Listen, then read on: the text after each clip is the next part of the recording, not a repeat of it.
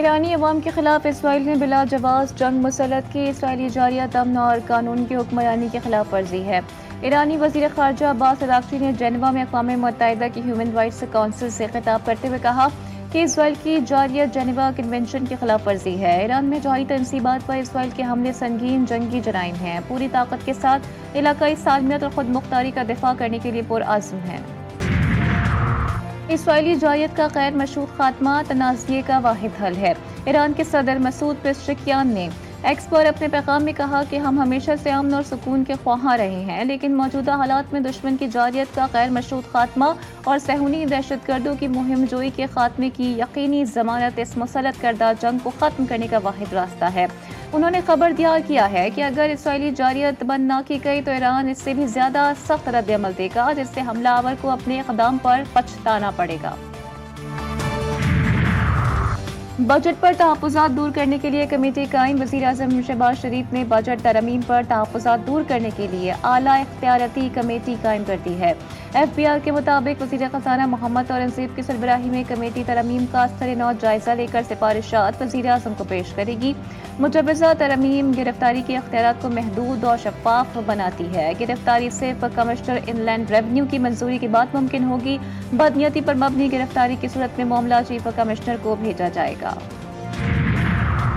اور سرکاری انوکھی منطق 7.5 لاکھ ٹن چینی برآمد کرنے کی اجازت کے بعد اب 5 لاکھ ٹن چینی درآمد کرنے کا فیصلہ. وزارت غذائی تحفظ کے مطابق چینی کی قیمتوں میں استحکام کے لیے 5 لاکھ ٹن چینی درآمد کی جائے گی. یہ تاثر غلط ہے کہ ملک میں عوامی ضروریات کے مطابق چینی کی وافر مقدار موجود نہیں. گزشتہ برس وزیر اعظم کی چینی کی قیمت 145 روپے سے نہ بڑھانے کی شرط پر شوگر ایڈوائزری بورڈ نے 7.5 لاکھ ٹن چینی برآمد کرنے کی اجازت دی تھی. اس وقت ملک میں چینی کی قیمت 180 سے 195 روپے فی کلو ہے. F I H nations cup Pakistan final میں پہنچ گیا. سیمی فائنل میں فرانس کو پینلٹی شوٹ آؤٹ پر 3-2 سے ہرا دیا. گرین شرٹس کو ورلڈ پرو لیگ کھیلنے کا پروانہ بھی مل گیا. امریکی صدر ٹرمپ تہران سے مذاکرات کے لیے پر امید. ایران اسرائیل جنگ میں فوری شامل نہ ہونے کا اشارہ دے دیا. ایران پر حملے کا فیصلہ 2 ہفتوں کے لیے مؤخر. ترجمان وائٹ ہاؤس کیرولین کہتی ہیں صدر ٹرمپ آئندہ 2 ہفتوں میں ایران سے متعلق فیصلہ کریں گے. ایران کو معاہدہ کرنا چاہیے ورنہ نتائج بھگتنے کے لیے تیار رہے. ٹرمپ نے ایران پر حملے کی منظوری کی خبر مسترد کر دی. سوشل میڈیا اکاؤنٹ پر جاری بیان میں ٹرمپ کا کہنا تھا کہ امریکی اخبار کو آئیڈیا نہیں کہ میں ایران کے بارے میں کیا سوچ رہا ہوں. مشرق وسطی کی صورتحال. چینی صدر نے 4 تجاویز پیش کر دیں. فوری جنگ بندی کا مطالبہ. کہتے ہیں شہریوں کا تحفظ ترجیحی طور پر یقینی بنایا جائے. سیاسی اور سفارتی کوششیں ایران کے جوہری مسئلے کا واحد صحیح حل ہیں. مذاکرات اور مکالمے کا آغاز ہی آگے بڑھنے کا بنیادی راستہ ہے. آسٹریلیا نے تہران میں اپنا سفارت خانہ بند کر دیا. ایران نے اسرائیل کی سنگین سازش کو ناکام بنا دیا. ایرانی وزیر خارجہ عباس اراغچی کے قتل کا منصوبہ بر وقت بے نقاب. انٹیلیجنس نے جنیوا مذاکرات سے قبل کی جانے والی اس قاتلانہ کوشش کو ناکام بنایا. ایرانی حکام کے مطابق اسرائیل نے یہ کوشش اراغچی کے سفارتی مشن کو سبوتاژ کرنے کے لیے کی.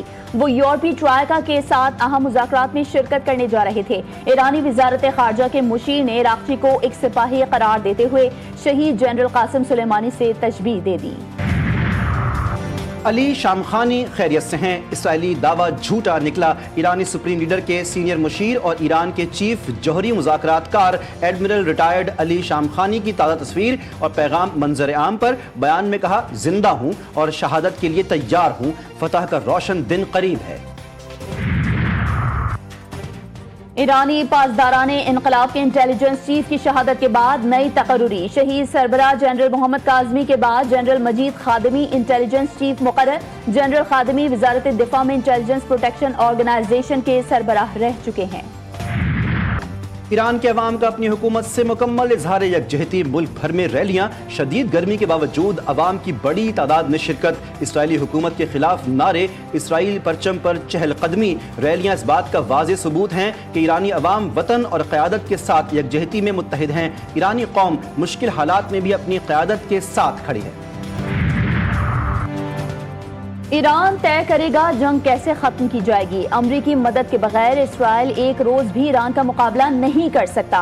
ईरानी पार्लियामेंट के स्पीकर मोहम्मद बाकर कालिबाफ का कहते हैं कि अमरीका के सदर ट्रंप को ये इल्म होना चाहिए कि ईरानी कौम मगरबी अक़वाम जैसी नहीं कि उस पर गलबा हासिल कर लिया जाए। ईरान के साबिक़ वज़ीर ख़ारजा जवाद ज़रीफ ने कहा कि ईरान तय करेगा कि जंग कैसे खत्म की जाएगी। नस्ल कुश बुज़दिल को तो इल्म ही नहीं कि उसने किस चीज का आगाज किया है। हमलावर कोई भी हो, ईरानी कौम उसे नॉकआउट कर देगी।